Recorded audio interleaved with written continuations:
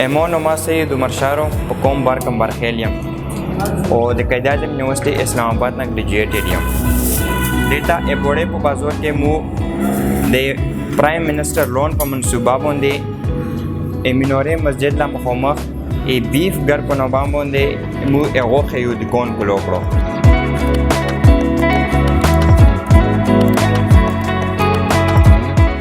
مقصد دا چې د خلکو له هم صفا سوتره توزه غوښه پرووایډ شي او مین مقصد دا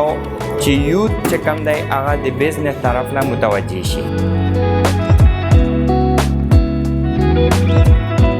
مو دلته خلکو له د سخي توزه غوښه پرووایډ کوو دغه دا فایدارو چې د خلکو له اول خو دا غوښه دا کوالټي غوښه سره خلکو له ملویدا نه او که بیا ملویدا نو ډېر کوز پېښور له او نورو کوزې لوکاله چې خلک تلل دغې دا فایده شوه چې لانډه هم شوله او بل اول کوالټي او صفا کوالټي غوښه خلکو له ملویږي اوس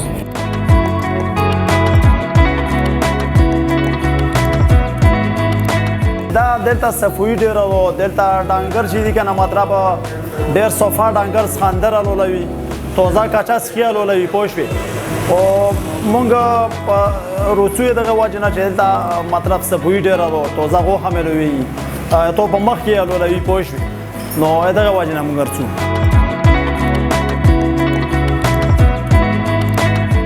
مولا چې کوم کسټمر روچي مولا ښه درک راکوي او همدا مساله ته بیانوي چې مولا اول ډېره مساله وه موږ په دا غوښه پسې اول بېلته ملویدا نه چې بیا ملویدا موږ چې کوزې لوکواله تلو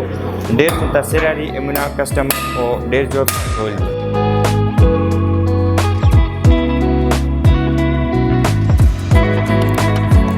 خو اول نمبر کسٹمر لا دا پیغام دی چې انشاءالله دل تر څو خپل چویس او صفا سوتره غوښه به تاسو له ملويږي او بل مین پیغام می یوت لري یوت له دا پیغام دی چې حکومت چې کم دا لکه څنګه پرایم منسٹر لون شروع انداز د نورې منصوبې یوټیلایز کی او د استعمال کی او جوب چې کم ریکوایرمنٹ دی او جوب چې کم اغاق دو غوړي او جوب چې کم کمای رمو په وطن کې مو په ملک کې دانه روزي دغه ریکویسټ او دغه مطالبه نه روزي او بزنس طرف لا متوجه شي ان شاء الله دوله به ډیره فایده او ډیر به مستفید وي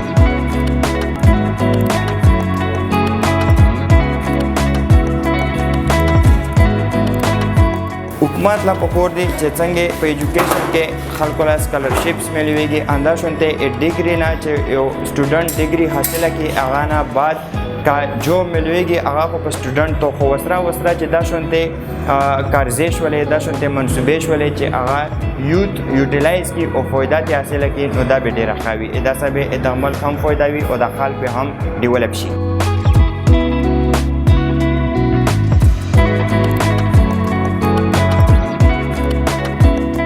مونږ د پېښور نه راغلو ما به دا نه مخکې په کارخانو کې غوښه راخیسته که نه نو مونږ د پېښور نه راغلو اوس دا خپله یې راکړم دو دلته صفا شی ملوي دغه وجې نه بس مونږ دلته شی اوس دلته غوښه راواخیستله مونږ ډېر خوشحال یو په دا باندې چې دلته دا هغه سهولت مونږ له مهیا شو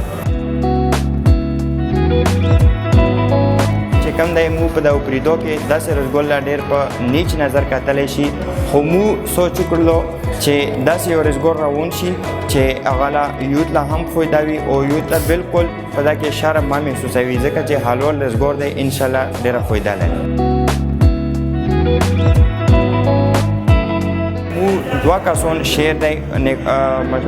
خپل کسان چې کوم دي خو راوند اباوټ دلته 10-12 کسان اموسا په کور باندې لګیاري او 10-12 کسان تقریبا 15 کسان دلته مستفید کیږي او خپل روزګار روان دی نو خلکو